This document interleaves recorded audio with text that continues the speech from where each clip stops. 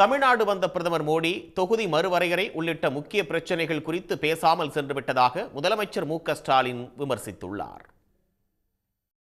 ஈரோடு மாவட்டம் பெருந்துறையில் கடந்த ஆண்டு 16,000 பெண்கள் ஒரே நேரத்தில் வள்ளி கும்மி நடனமாடி கின்னஸ் உலக சாதனை படைத்தனர். இந்த பெண்களுக்கான பாராட்டு விழா கோவை கொடிஷியா மைதானத்தில் நடைபெற்றது.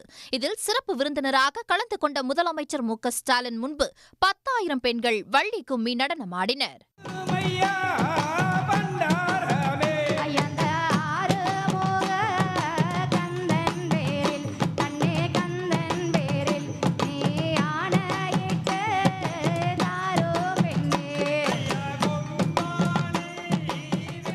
பின்னர் பேசிய முதலமைச்சர், நாடாளுமன்ற தேர்தலில் பாஜகவுக்கு வாக்களிக்காத தமிழ்நாட்டை ஒன்றிய அரசு வஞ்சித்து வருவதாக விமர்சித்தார்.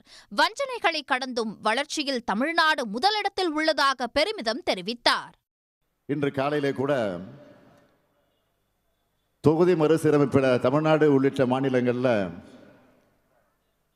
பாதிக்கப்படாது என்ற உறுதியை மாண்புமிகு பிரதமர் அவர்கள் வழங்கணும்னு நான் கோரிக்கை வச்சேன். ஆக இதற்கிடையில் நீங்கள் தமிழ்நாட்டுக்கு வரீங்க.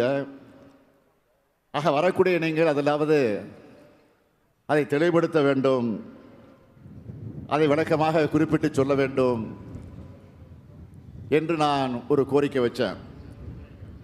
ஆனால் மக்களோட முக்கியமான பிரச்சனைகளுக்கு பதில் சொல்லாமல் தவிர்க்கிறவங்களுக்கு நாம் என்ன செய்ய முடியும்? வேறு வழி இல்லை.